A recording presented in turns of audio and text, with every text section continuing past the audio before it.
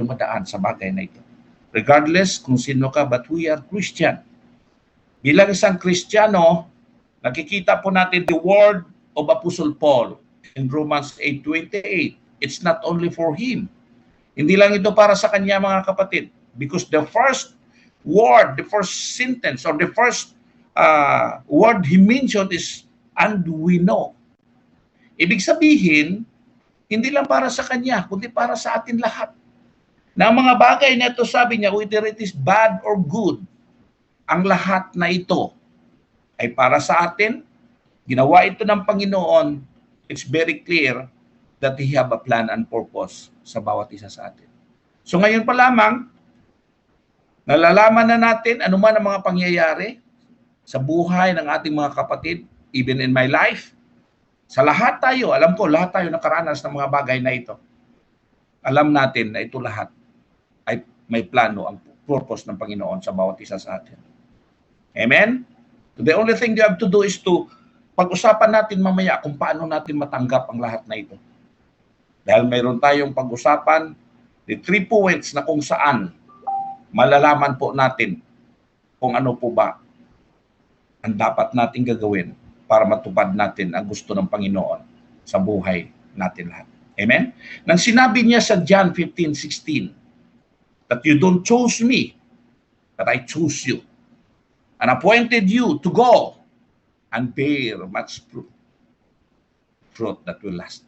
Ibig sabihin, it's not only na tayo po ay pinili ng Panginoon para sa ating kaligtasan. Yes, it's part of it. But hindi lang yan, mga kapatid. Talaga pong may purpose ang Panginoon sa atin na kailangan nating malaman at dapat nating hakbangan sa ating mga buhay. Amen? It's not only that we are saved, it's enough. No, it is not. There will always be a purpose. Kaya nga po yun ang sabi ng Panginoon. Pinili ka, pinili tayo lahat. If you consider yourself as a Christian, then you know na may responsibility ka na dapat mong gagawin. Dahil ikaw po isa sa pinili ng Panginoon para po mangyari ang gusto ng Panginoon sa bawat isa sa atin at sa kanyang plano at purpose sa bawat isa sa atin. Amen? So it's very clear, mga kapatid, na kailangan po natin malaman ito ng bawat isa sa atin. Hindi lang yung pagdating ng pagkakataon na tayo po'y nandoon sa sitwasyon na yan, kini-question pa natin ng Panginoon. No, it's not. It's not. There will always be. Remember this. Bakit ito nangyari sa akin? Bakit ito nangyari sa atin lahat? Kung ano man ang ating naranasan sa buhay, palagi nating itanim sa I know. Mayroon kang plano at purpose sa lahat na ito. At ngayon pa lamang, O Lord, ang lahat na ito'y lubos kong pinapasalamatan. Dahil ang lahat na ito, the ending of this, ay benepisyo para sa akin. Amen? But of course, dadaan tayo sa mga bagay na hindi tama. That's all the purpose of God. That's all the plan of God. Amen? Hindi yung kung masasabi natin sa buhay natin dahil tayo po ay nandoon na sa kayusan, sa magandang buhay or something, parang palagi natin, thank you Lord, salamat sa iyo at hindi mo ako pinabayaan. Yes. Ngayon, pag dumating ang mga bagay na hindi na natin kaya o mga experience sa buhay o pagsubok sa buhay na halos ikakabagsak mo, then you have to say, hindi, ito mga bagay ay para bang masabi mo na ang Panginoon po ay pinapabayaan ka. No, it's not, mga kapatid.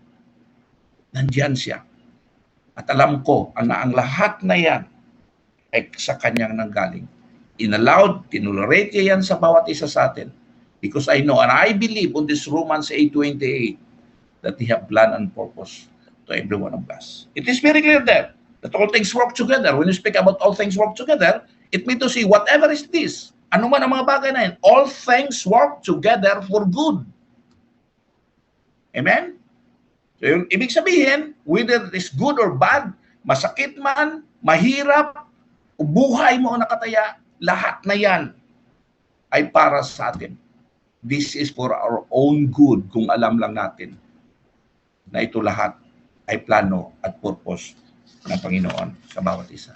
Tingnan po natin, may dapat tayong pag-usapan dito which is the example in the Bible para malaman natin kung ano po ba talaga ang plano at purpose ng Panginoon at kung paano tayo hahakbang sa gusto ng Panginoon sa baptize. May 3 points tayo na dapat dalhin dito at ang 3 points na ito, this is how to know exactly to be God's purpose.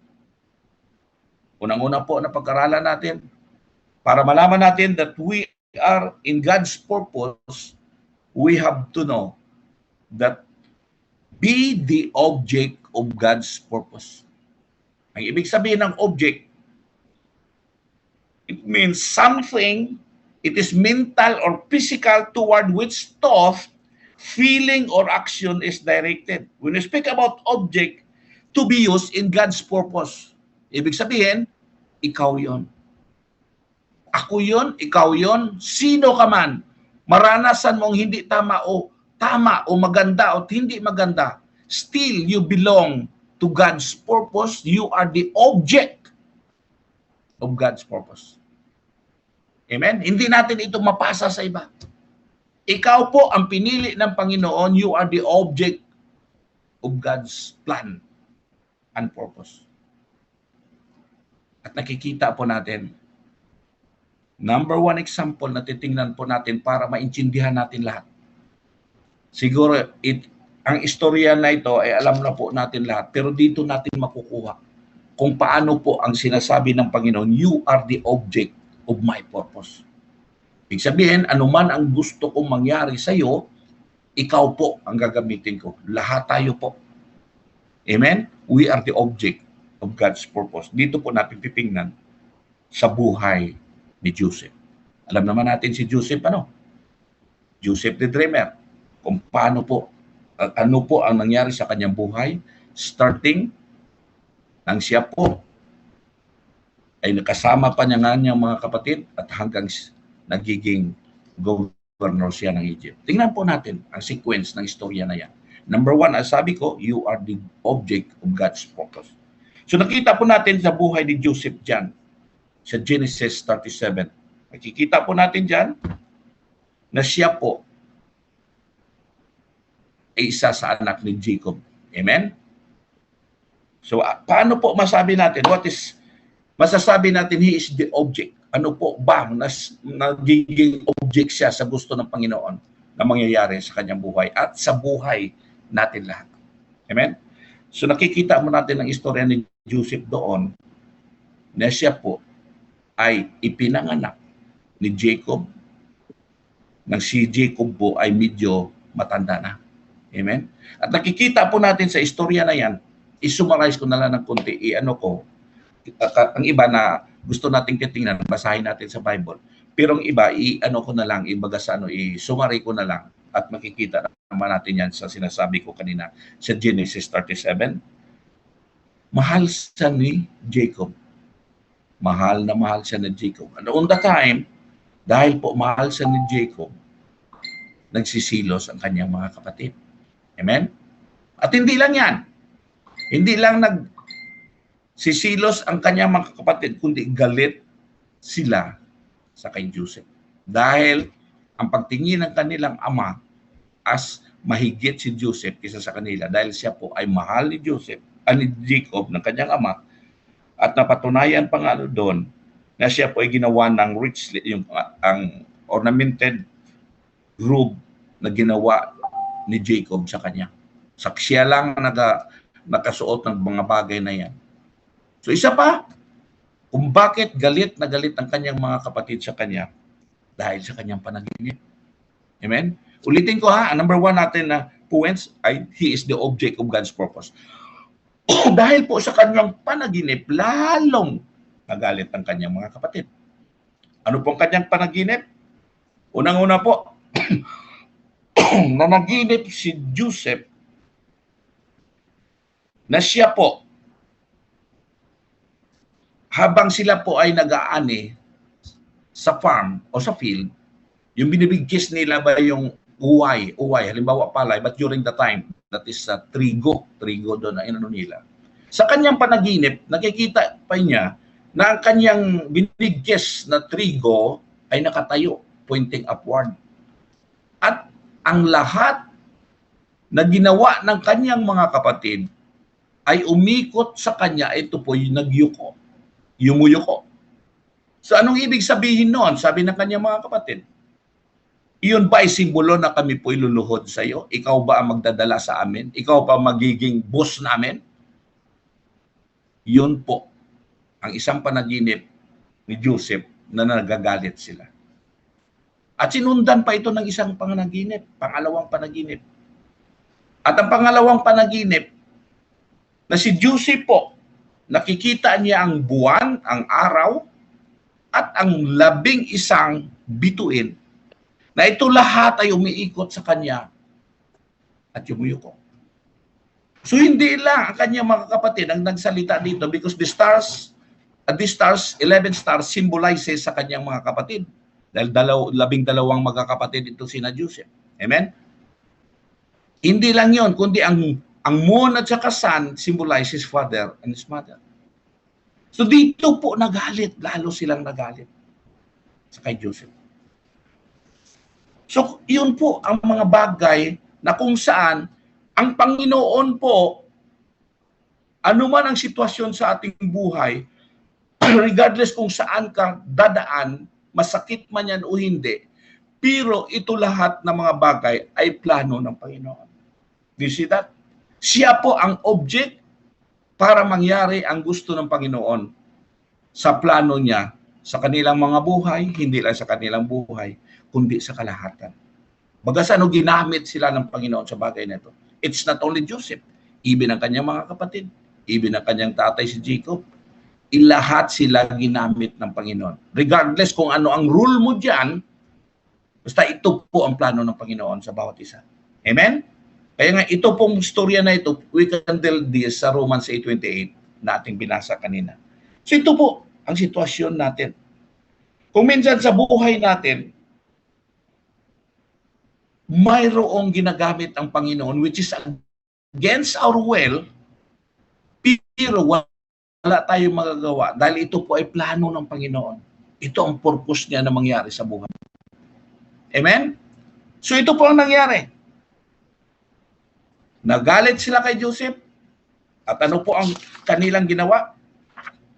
Gumawa sila ng hakbang na hindi tama para mawala sa kanila si Joseph. Nagkaroon ng isang araw, nagkaroon ng istorya na pinapunta ni Jacob si Joseph doon, pupunta sa kanyang mga kapatid, nag-aalaga ng mga tupa. Amen? So another time, nang pumunta siya doon, nakita siya ng kanyang mga kapatid, sa istorya na ito, implanuhan siya ng kanyang mga kapatid na siya po ay patayin. Pasalamat siya, may isa siyang kapatid, nagkaroon ng awa sa kanya, ito po si Reuben, na kapatid niya, pinakamatanda na kapatid niya. Nagsabi sa kanya, bakit pa natin siya patayin? Bakit pa tayo mag-ano ng ating kamay sa ating kapatid? Ilagay na lang natin siya sa balon o sa cistern na tinatawag, yung butas na balon na walang tubig, at doon nila po linagay. At hayaan nila doon. So ano nangyari? It's the plan of God again. May dumaan ng mga karaban, itong Ishmaelites. At napag-isipan nila, bakit natin siya ganon patayin? Paggaano pa tayo ng mga bagay na pagkasala pa tayo sa bagay na ito. Ang gagawin na natin, ibinta natin siya sa mga taong yan. At yun po ang nangyari. Amen? So para ma-justify na pag-uwi nila, wala na si Joseph, ang kanyang robe na yon na kinuha nila, yung ornamented robe, ay kanilang sinira, nagkatay ng hayop, lagyan ng dugo, at nang sila po'y umuwi, binigay nila sa kanilang tatay at sinabi na siya po ay kinain ng mamabangis na hayop doon sa lugar na kanilang pinuntahan. Amen?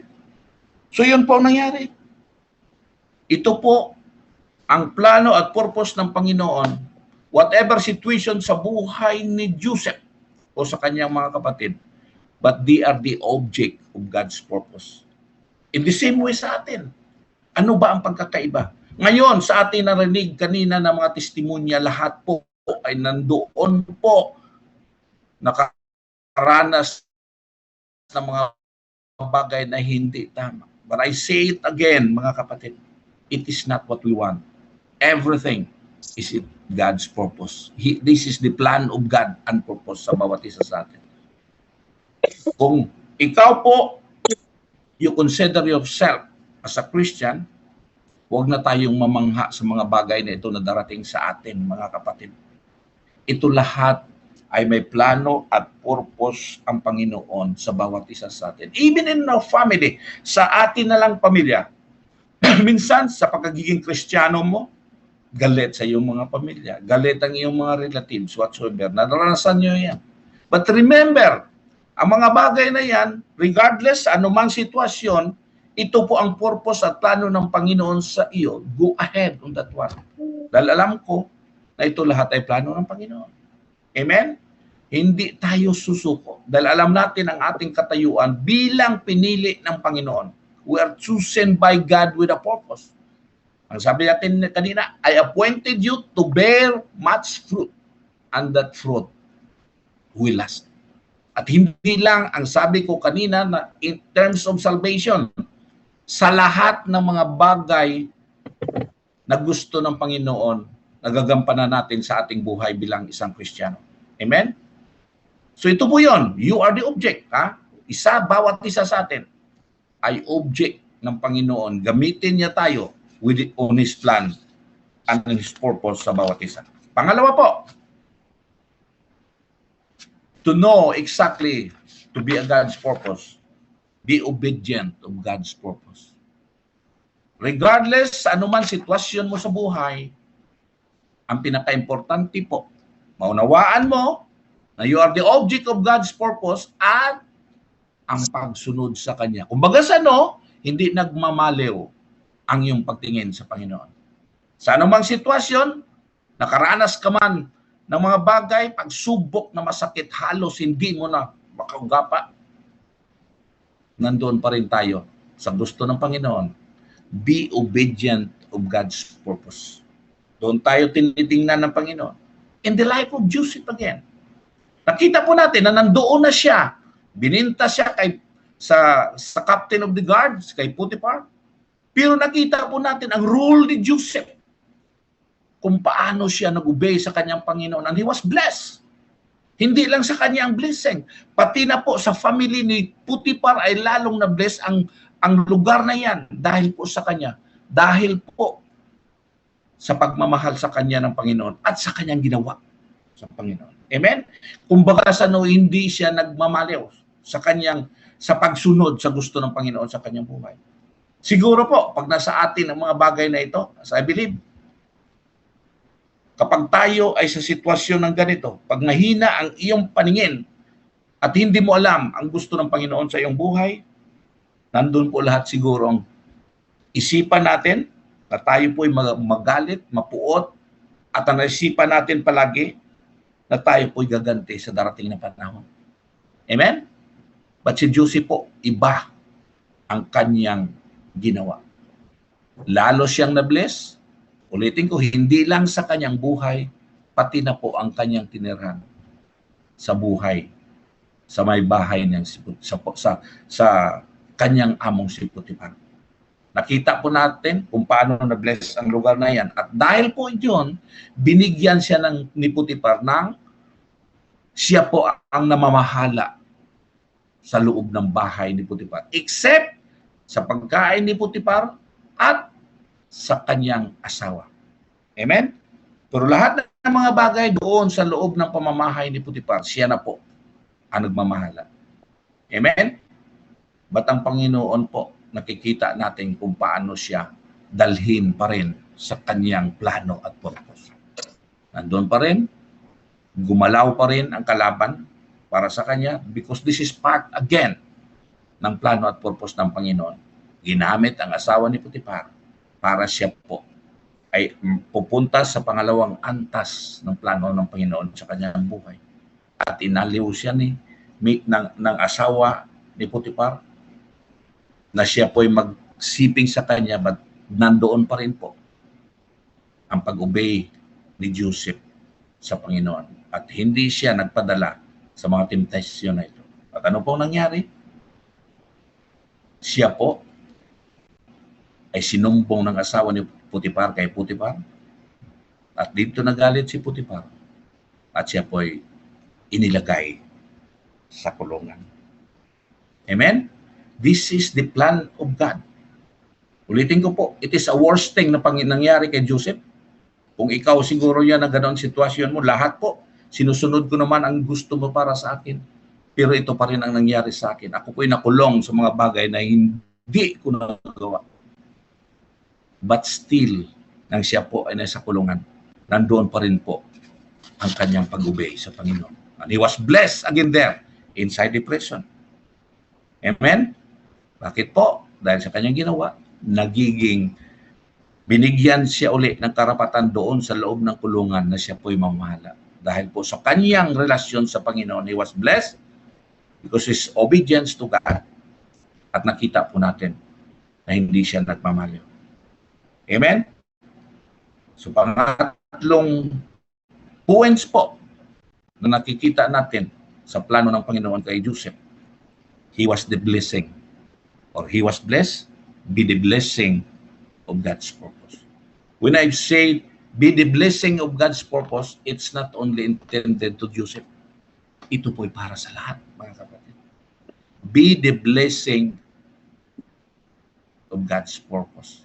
Or we can see, you have to share your blessing. Dito po nakikita kung paano ang nangyari sa lahat ng ito.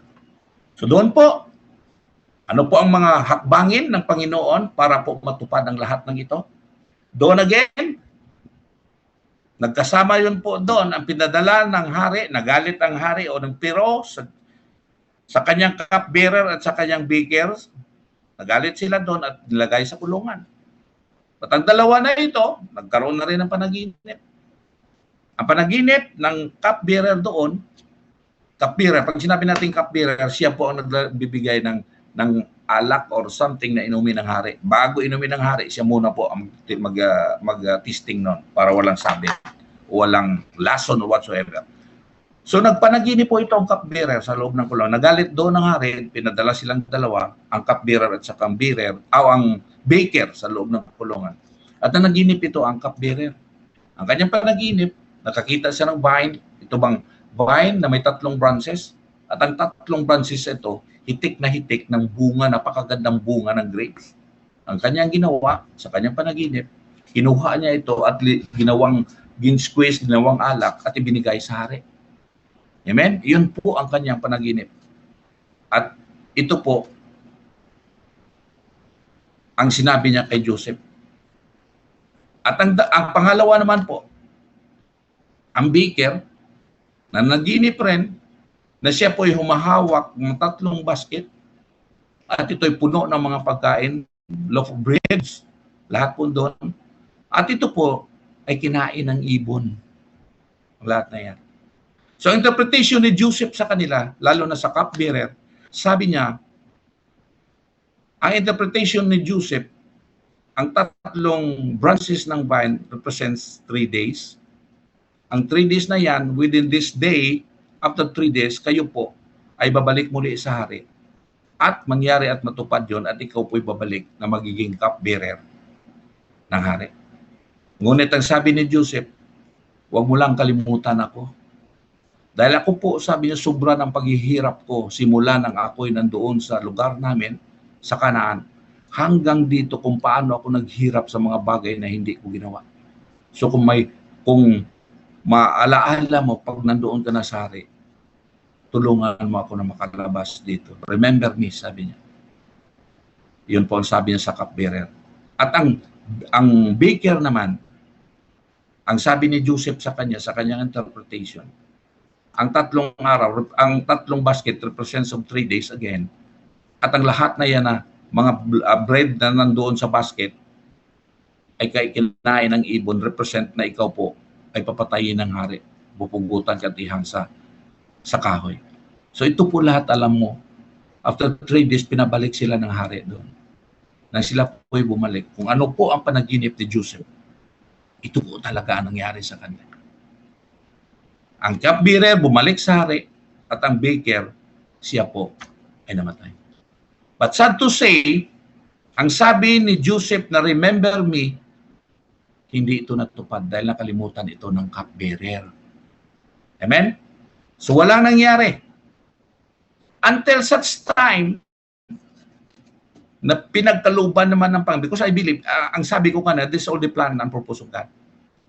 Ang hari na po ang nanaginip during this time. Nanaginip po ang hari, 2 bisis na panaginip rin. Ang unang panaginip, na siya po ay nakatayo sa Nile River at may umahon na 7 magagandang mga baka, yung matataba, umahon sa Nile River at sumunod ang 7 bakang payat at kinain niya ang matatabang baka. Iyon po ang unang panaginip ng Pero ang hari. Ibalisa siya sa bagay na yan until na siya po yung humiga muli at nagkaroon naman siya ng pangalawang panaginip. Ang pangalawang panaginip niya po, may 7 stock, isang stock ng palay o ng trigo na mayroong 7 white or green na napaka-healthy good. At sa lumabas rin sa eastward, sabi niya doon sa storya na yon, may 7 trigo o grain rin na lumabas sa isang stock na mga payat at hindi magaganda at kinain itong mga mabuting mga grain sa trigo na yan. So pinatawag ng hari ang kanyang lahat ng mga magician o lahat na mag-interpret sa dreams na yan. At ito lahat ay hindi nagustuhan ng hari at hindi nila alam kung paano i-explain o i-interpret ang dreams na ito. Until such time, mga kapatid, naalaala ito ng cupbearer. You know, this story, pag titingnan mo ang story na ito, akala mo napakasimpleng istorya lang, pero this is the plan ng Panginoon. Amen?